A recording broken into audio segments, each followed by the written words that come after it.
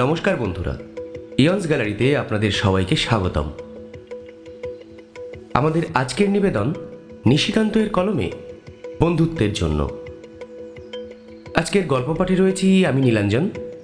অন্যান্য চরিত্রে নীল, দীপ্তিমান, রমাকান্ত, নীলাঞ্জন, কৌশিক, সায়নদীপ ও শিউলি। প্রচ্ছদ অলঙ্করণে রোহন।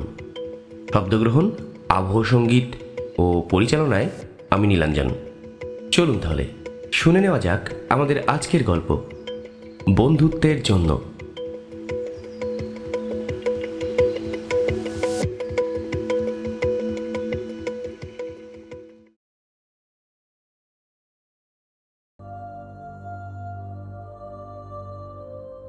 ভূতের বাড়ি বলেই গ্রামের সকলে জানে। ছেলেদের খেলার মাঠ থেকে দেখা যায় বাড়িটা। বেশ কয়েক বছর হলো বাড়িটা খালিই পড়ে আছে। চৌধুরীদের কেউ এখন আর থাকে না ওই বাড়িতে। সেই থেকে ভূতের বাড়ি বলেই সকলে জানে এই বাড়িটাকে।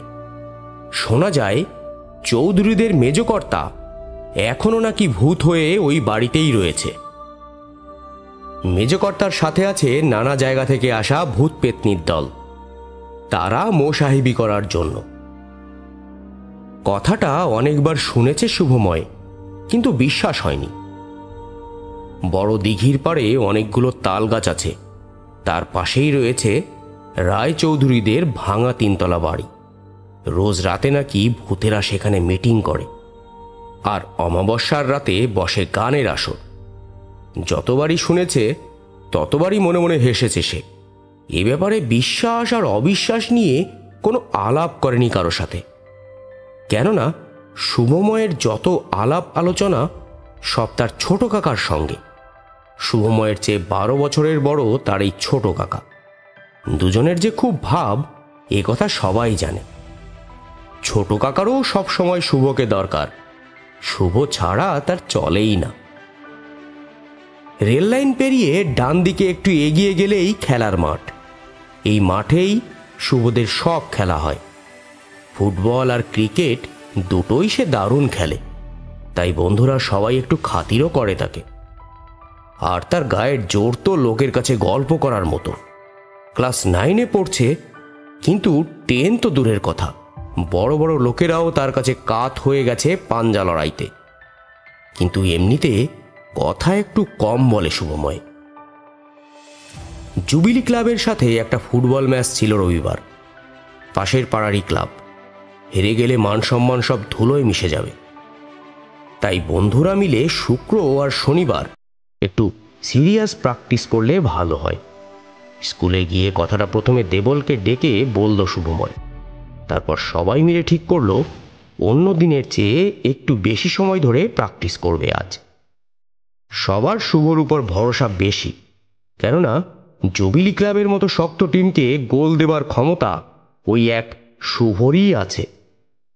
শুভর কথায় রাজি হয়ে সবাই খেলতে এলো, শুধু এক রাজীব ছাড়া।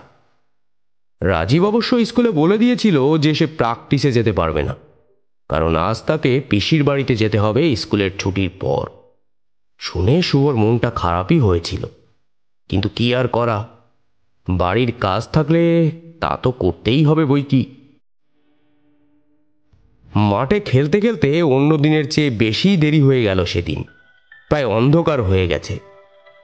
অরূপ চৌধুরীদের ভাঙা তিনতলা বাড়িটাকে দেখিয়ে বলল, ভূতের বাড়িতে সব ভূতেরা হয়তো এরই মধ্যে আসতে শুরু করে দিয়েছে। চল ভাই, আর বেশিক্ষণ এখানে থাকা ঠিক হবে না। খুব দেরি হয়ে গেছে আজ। শুভ ওর কথাটা শুনল বটে, কিন্তু গা করল না।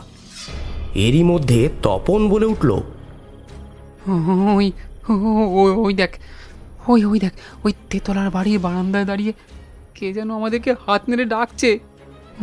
ওরে বাবা, এই তাড়াতাড়ি বাড়ি চল ভাই। তপনের কথায় শুভময় আর চুপ থাকতে পারল না। কোথায়? হ্যাঁ, কোথায়? কি তোদের ওই বাড়ি থেকে দাঁড়িয়ে হাত নেড়ে ডাকছে? আমায় দেখা দেখি। যত সব বাজে কথা বলে শুভ তেড়ে এলো তপনের দিকে। তোকে অত ওস্তাদি করতে হবে না। তুই তাড়াতাড়ি বুট খোল না ভাই, বাড়ি ফিরতে হবে, অনেক দেরি হয়ে গেছে। কে যেন হাত নেড়ে ডাকছে, তুই দেখতে পাচ্ছিস না? চোখ নেই? উত্তরে তপন প্রায় খেকিয়ে উঠল। কোথায় দেখি দেখি।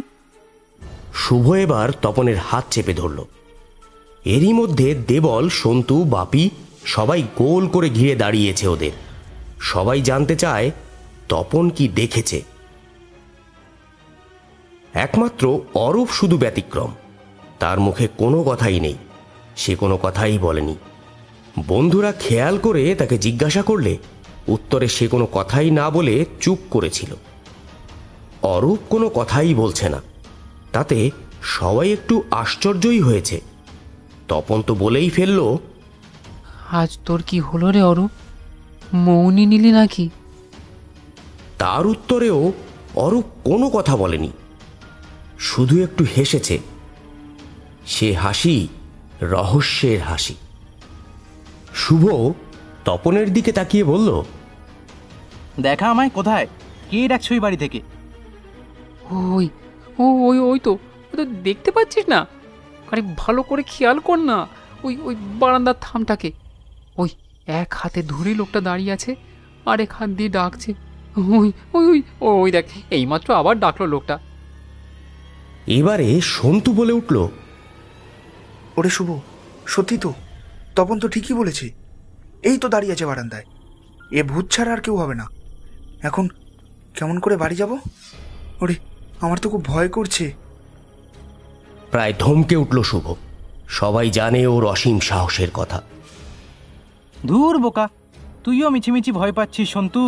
তুইও শেষে তপনের মতো ভিতুরাম হয়ে গেলি। ভালো করে দেখ সবাই, ওই যে তাল গাছটা রয়েছে না বাড়ির সামনে, হাওয়ায় যেই ওর পাতা নড়ছে, ঠিক তখনই মনে হচ্ছে কে যেন হাত নেড়ে ডাকছে। কেননা এই গাছে ছায়া গিয়ে পড়ছে ওই বারান্দার থামটার ওপর। তোরা ওই গাছটার ছায়াকে ভূত ভেবে ভয় পাচ্ছিস অহেতুক। দূর। তাছাড়া আমার আরও একটা কথা আছে। কোনো লোক যদি সত্যি ওখানে দাঁড়িয়ে আমাদের ডাকবে, তবে সে অতবার হাত পা না নেড়ে চিৎকার করে ডাকলেই তো পারে। ওইখান থেকে জোরে চিৎকার করে ডাকলে আমরা নিশ্চয়ই এখানে শুনতে পাবো। ভূত নয়, গাছের ছায়া। শুভর এ কথা শুনে একটু দমে গিয়েছিল তপন, কিন্তু শুভর শেষের কথাটা শুনে লাফ দিয়ে উঠল সে। আবার বলল, আহারে, কি বুদ্ধি আমার! ভূতেরা কখনো মানুষের সঙ্গে কথা বলে যে ওইখান থেকে চেঁচিয়ে ডাকবে? ভূতেরা সবসময় ইশারায় কথা বলে। নে ভাই, অনেক হয়েছে, এবার বাড়ি চল। ছেলেরা সব বাড়িতে রওনা হয়ে গেল। রেল লাইনের ওপাশে থাকে শুভময় আর অরূপ। বাকি সবারই এদিকে বাড়ি, তাই শুভময় আর অরূপ একসঙ্গে রওনা হলো। বাকিরা যে যার বাড়ির দিকে রওনা দিল। তপন আর সন্তু থাকে পাশাপাশি। রেল লাইন পেরিয়ে এসে দুই বন্ধু দাঁড়িয়ে আগামীকাল কখন খেলতে আসবে ঠিক করে নিল। তারপর একজন বাঁদিকে আর একজন ডান দিকে রওনা হলো। শুভময় এবার বাড়িতে যাবার জন্য একটু তাড়াতাড়ি পা চালাতে লাগলো, কেননা মাঠের গল্পটা ছোট কাকাকে তাড়াতাড়ি করতে না পারলে তার তর সইছে না। শুভর সব শিক্ষাই এই ছোট কাকার কাছে। তার কাছ থেকেই শিখেছে বিপদে মাথা একদম ঠান্ডা রাখতে হয়।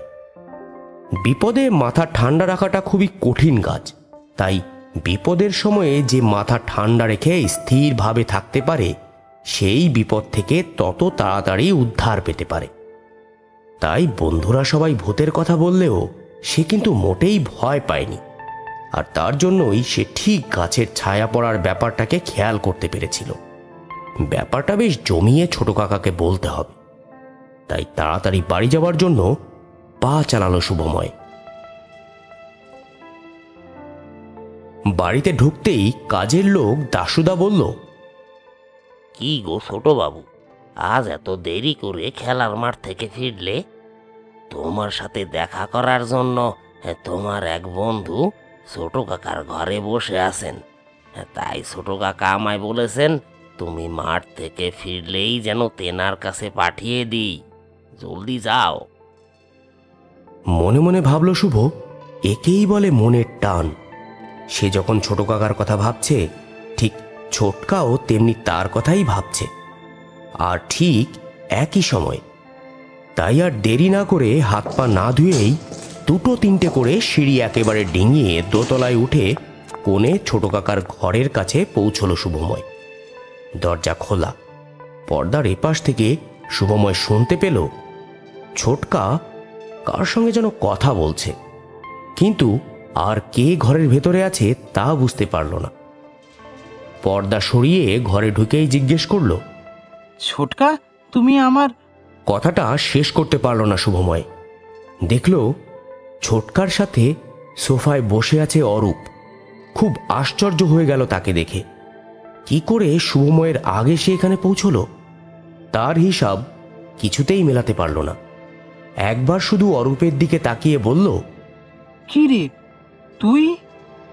ঘরে ঢুকে অবধি সে অরূপের দিকেই তাকিয়ে আছে, আর কোনো দিকেই চোখ নেই। শুভর দিকে তাকিয়ে অরূপ মুখ কাচুমাচু করে বলল, কিছু মনে করিস না ভাই, স্কুল থেকে ফিরেই এই ঘটনা, তাই তোকে কথা দেওয়া সত্ত্বেও মাঠে খেলতে যেতে পারিনি। আমি জানি মাঠে না যাওয়াতে তোর খুব রাগ হয়েছে, কিন্তু কি করব বল, আমার যে আর কোনো উপায় ছিল না। এবারে ধমকে উঠল ছোট কাকা। বলল, আরে কি বোকার মতো বারবার মাঠে যায়নি করছো, হ্যাঁ? আরে বাবা, মাঠে যাওনি তাতে মহাভারত বা রামায়ণ কোনোটাই কিন্তু অশুদ্ধ হয়নি। কিন্তু কেন যাওনি, কি হয়েছিল কি, আমরা সেই কারণটা জানতে চাই, বুঝলে? তা না বলে আমি মাঠে যাইনি খালি ঘ্যান ঘ্যান করছে। কি রে শুভ, ঠিক কিনা বল? শুভ কি উত্তর দেবে? ওর তো অবাক হওয়ার ঘোর তখনও কাটেনি। সামনে বসে থাকা অরূপকে দেখছে আর ভাবছে ও আমার আগে এখানে এলো কি করে। তারপর আবার এখন শুনছে ও নাকি মাঠে যায়নি। চালাকি, মাঠে যায়নি ব্যাস বললেই হলো। একসাথে খেলা, একসাথে ফেরা, এসব তাহলে কি? শুভ একবার ছোট কাকার দিকে তাকালো, তারপর অরূপের দিকে তাকিয়ে তার চোখে চোখ রেখে খুব ধীর গলায় বলল, বেশ, বল কি হয়েছে? শুভ খুব বুঝতে পারছে যে সে একটা অজানা বিপদের মধ্যে যেন হঠাৎ করে জড়িয়ে যাচ্ছে। বিপদে মাথা স্থির রাখতে হবে। ধীর ও শান্ত থাকলেই তবেই তো বিপদের থেকে রক্ষা পাওয়ার উপায় বের করা সম্ভব, নইলে শুধু হাবুডুবু খেতে হবে বসে বসে। তাই অরূপের দিকে তাকিয়ে বলল, বল কি বিপদ? স্কুল থেকে সবে বাড়ি ফিরে খেতে বসেছি, ঠিক এমন সময় রাজীব এসে উপস্থিত। আমি তাকে দেখেই তো অবাক হয়ে গেছি। স্কুলে সে তোকে বলেছিল পিসির বাড়ি যাবে, আজ আর মাঠে যেতে পারবে না। তুই অত করে বলতেও সে একই কথা বলেছে যে তাকে পিসির বাড়ি যেতে হবে, খুব জরুরি দরকার। তাই পিসির বাড়ি না গিয়ে আমার কাছে আসাতে আমি একটু অবাকই হলাম। রাজীব বোধ হয় আমার মুখ দেখে বুঝতে পেরেছিল, তাই সে বলল, খুব অবাক হয়ে গেছিস না? পিসির বাড়িতে যেতে হলো না, ভানু মামাকে মা পাঠিয়ে দিয়েছে, তাই খেলতে মাঠে যাচ্ছি। যাবার আগে ভাবলাম একবার তোর খবর নিয়েই যাই। তুই মাঠে যাচ্ছিস তো? আমি রাজীবের সব কথা শুনে বললাম, খুব ভালো করেছিস ভাই, তুই সোজা মাঠে না গিয়ে এতটা পথ ঘুরে আমাদের বাড়িতে এসেছিস আমি মাঠে যাব কিনা সে খবর নিতে। সত্যি তোর বন্ধুত্বের তুলনা নেই রে। এক নিঃশ্বাসে গড় গড় করে সব কথা বলে হাঁপাতে লাগলো অরূপ। তারপর আবার দম নিয়ে বলতে শুরু করলো। আমার কথা শুনে রাজীব যেন কেমন একটা রহস্যের হাসি হাসল, মুখে বলল, বন্ধুত্বই সব, জীবনে বন্ধু পাওয়া ভাগ্যের ব্যাপার। এসব কথা থাক, তুই খেলতে যাবি না? না রে, আমার যাওয়া হবে না। বাড়ি এসে শুনলাম পাটনা থেকে দিদি জামাইবাবু আসছেন প্রায় 7 বছর পর, তাই আমি স্টেশনে যাচ্ছি। শুভকে বলিস ও যেন আমার ওপর রাগ না করে। এরপর রাজীব আমাদের বাড়ি থেকে খেলার মাঠে যাচ্ছে বলে চলে যায়। শুভময় চুপ করে সব কথা শুনে যাচ্ছে অরূপের। তার কাছে সব কেমন ধাঁধা বলে মনে হচ্ছে। ঘটনার সাথে কথার কোনো মিলই সে খুঁজে পাচ্ছে না। ছোটকার দিকে তাকিয়ে হতাশ গলায় বলল, আমার সব গুলিয়ে যাচ্ছে ছোটকা, আমি কিছুই বুঝতে পারছি না। সব কিছুই গভীর রহস্য বলে মনে হচ্ছে। এই কী করে সম্ভব? আবার অসম্ভবই বা বলি কী করে?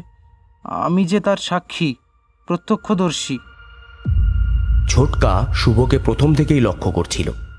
ও যেন কেমন একটা আতঙ্কগ্রস্ত মুখ নিয়ে সব কথা শুনছে। মুখ দেখে মনে হচ্ছে একটা গভীর বিপদের মধ্যে ডুবে আছে, কিন্তু ও তো সে ছেলে নয়। আর সত্যি যদি বিপদের কিছু হয়েই থাকে, তবে ছোট কাকাকে সে বলবে নাই বা কেন? তাই ছোট কাকা শুভময়কে বলল, হ্যাঁ রে, তোর আবার কি হয়েছে? হ্যাঁ, তোকেও তো কেমন মন মরা লাগছে। কি রে বল, কোনো বিপদ আপদ হয়নি তো?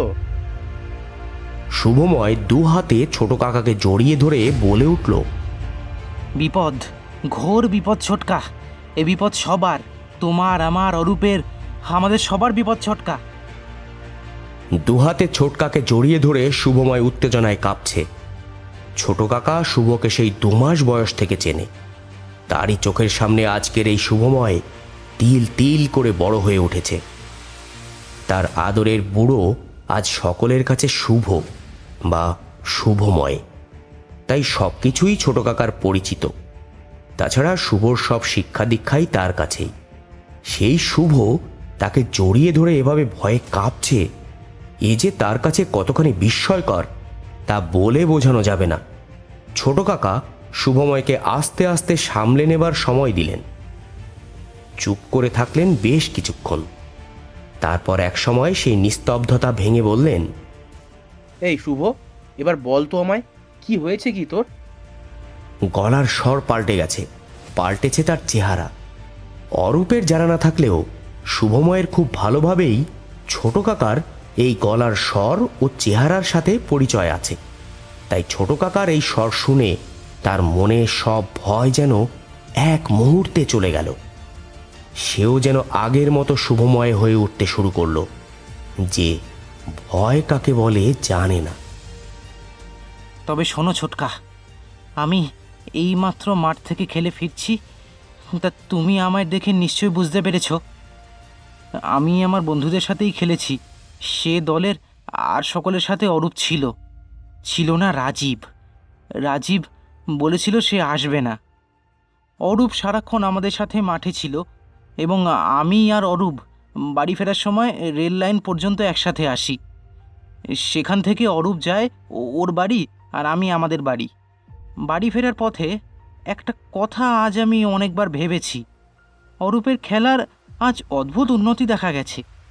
বল রিসিভিং আর জন কভারিং, এই দুটোতেই ও খুব দুর্বল বরাবর। এ নিয়ে আমার কাছে অনেক বকাঝকাও খেয়েছে, কিন্তু আজ মাঠে আমি অন্য অরূপকে দেখতে পেলাম। এ অরূপ যেন সে অরূপ নয়।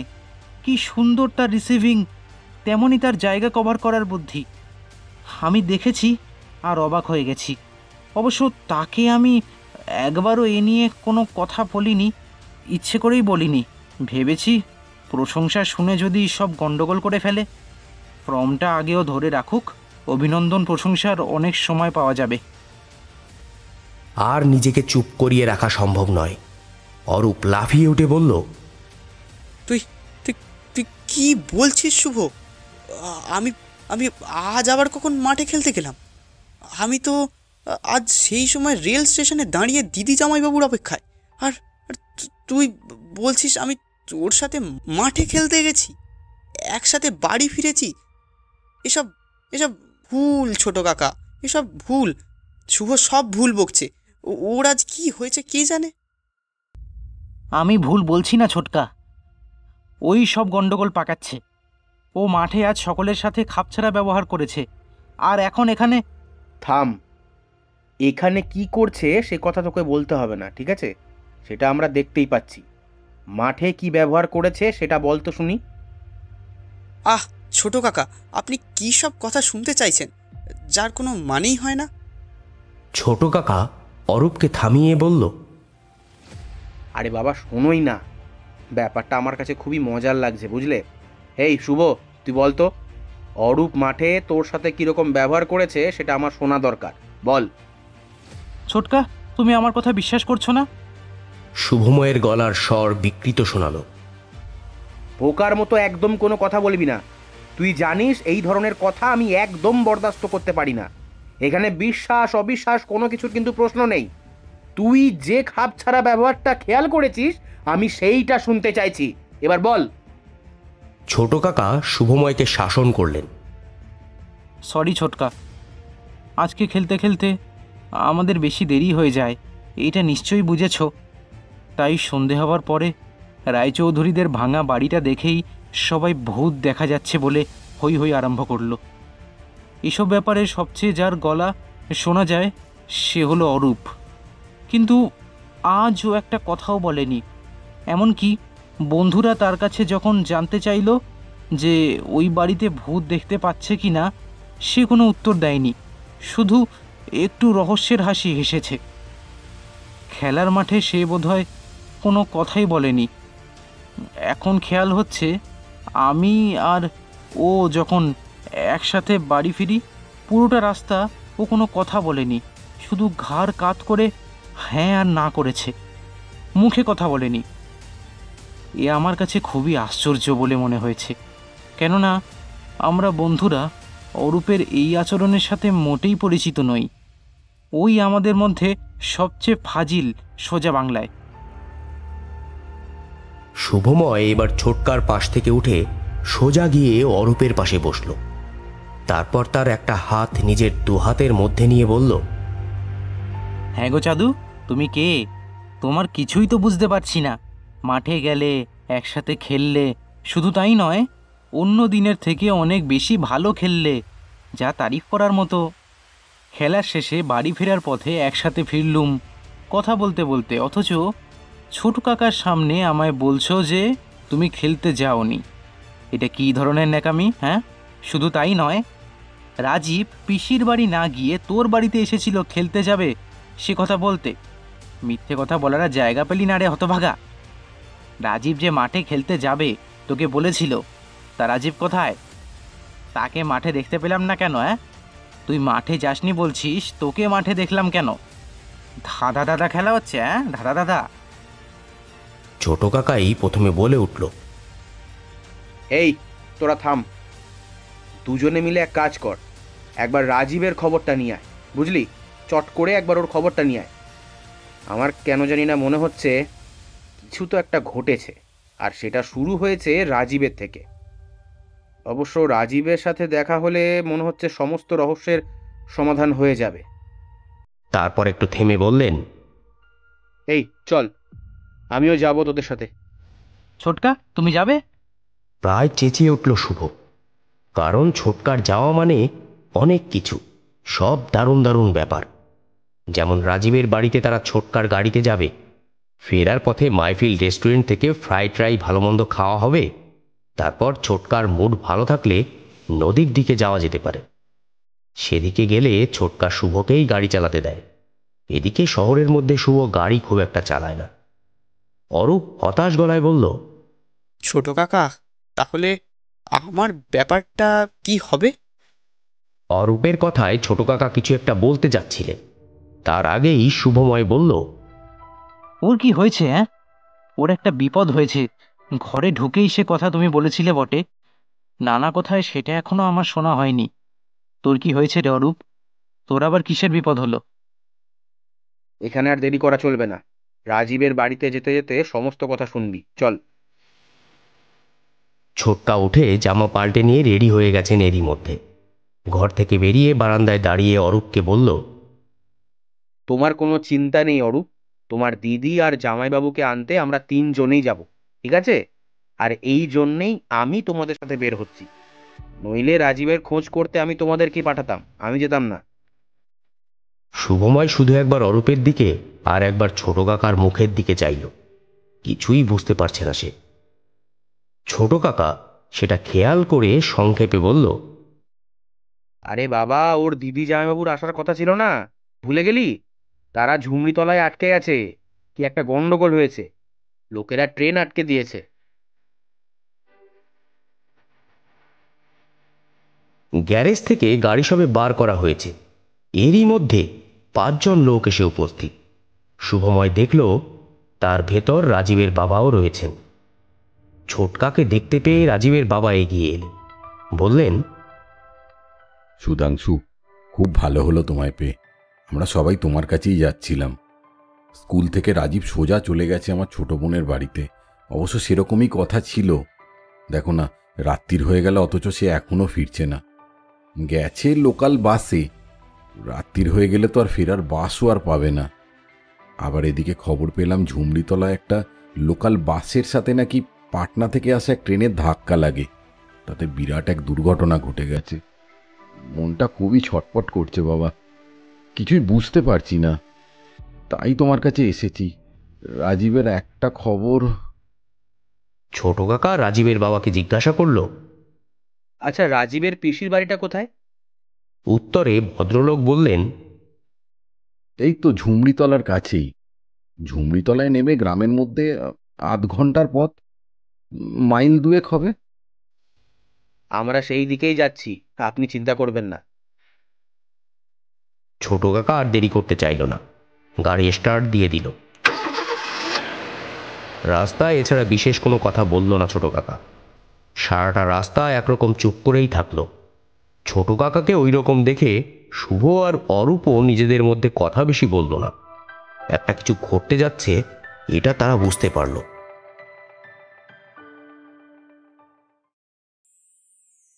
শুক্রবার থেকে শুরু। সবকিছু যখন চুকে গেল তখন শনিবার বেলা 11:30-12টা। সেই কাল থেকে চলছে একটা না একটা। ভাগ্যিস ছোট কাকা সাথে ছিল। শুভ তো প্রথমে কিছুই বুঝতে পারেনি অনেকক্ষণ, তারপর একটু একটু করে ব্যাপারটা পরিষ্কার হয়েছে তার কাছে। আর অরূপ, সে তো এখনো ঘরেই আছে সবকিছু শোনবার পরেও। কেবল বিড়বিড় করে বলে চলেছে, তবে ও যে আমার কাছে এলো, আমার সাথে কথা বললো, এসব কি মিথ্যে? সব সব ফাঁকি? তিনজনে বসে ছোট কাকার ঘরে। এমন সময়ে শুভময়ের দিদি সোমা ঘরে ঢুকল। ঘরে ঢুকেই বলল, কি গো ছোট কাকা, কাল নাকি ভাইয়াদের খেলার মাঠে কি সব ব্যাপার হয়েছে? কি হয়েছে বলো না গো। ছোট কাকা আর একবার সোমাকে বোঝাতে লাগলো ব্যাপারটা কি। তিনি বললেন, শোনো, মাঠে খেলতে না গিয়ে রাজীব তার পিসির বাড়িতে যায় লোকাল বাসে করে, বুঝলে? সেখানে ট্রেনের সাথে বাসের যে ধাক্কা লাগে তাতে তার মৃত্যু হয়। সাইকেলে করে না গিয়ে বাসে করে গিয়েছিল যে তাড়াতাড়ি সে ফিরে আসতে পারে। এসে মাঠে যেত খেলতে। খেলার ওপর তার একটা অদ্ভুত টান ছিল, তাই খেলতেও খুব ভালো। মারা যাবার সময় তার অতৃপ্ত প্রাণ যেন খেলার জন্য আকুল ছিল। আর বন্ধুদের মধ্যে অরূপকে যে খুব ভালোবাসত রাজীব, এই কথা সবাই জানে। অরূপ খেলতে যাবে না কারণ সে স্টেশনে যাচ্ছিল দিদি জামাইবাবুকে আনতে। এটা বুঝতে পেরে সে সোজা অরূপের বাড়িতে চলে যায়। এরপর অরূপের অনুপস্থিতিতে সে অরূপ সেজে মাঠে যায় এবং বন্ধুদের সাথে খেলেও। এতে শুভময়দের সাথী হিসেবে পায়, আর খেলার যে ইচ্ছে ছিল সেটাও তার পূর্ণ হয়। কিন্তু ছোটকা, সে তো রাজীব হয়ে মাঠে যেতে পারত, তা না করে সে কেন গেল অরূপ হয়ে? ঠিক প্রশ্ন করেছিস, এটাও সবার জিজ্ঞাসা। রাজীব অরূপ হতে গেল কেন, তাই তো? রাজীব তো রাজীবই থাকলে পারত না। তারও একটা কারণ আছে, আর যেই কারণ হলো অরূপ খেলতে যাবে না। এটা যখন ও জানতে পারলো তখন অরূপের বাড়ি গেল এই ভান করে যে সে মাঠে যাবে কিনা জানতে এসেছে। আসলে সে এসেছে অরূপকে দেখতে, ওর সাথে কথা বলতে, যা কখনোই জীবনে তার আর সুযোগ হবে না। রাজীব এসেছিল অরূপকে শেষ দেখা দিতে, বুঝলি? ও সত্যিই বন্ধুদেরকে খুব ভালোবাসত। সারা ঘর চুপচাপ, কেউ কোনো কথা বলছে না। শুভময় ভাবছে, সত্যি রাজীব আমাদের এত ভালোবাসতো? অরূপের চোখের জল টপ টপ করে মাটিতে পড়ছে। সামনে বসে শুভর দিদি সোমা, তারও মুখে কোনো কথা নেই।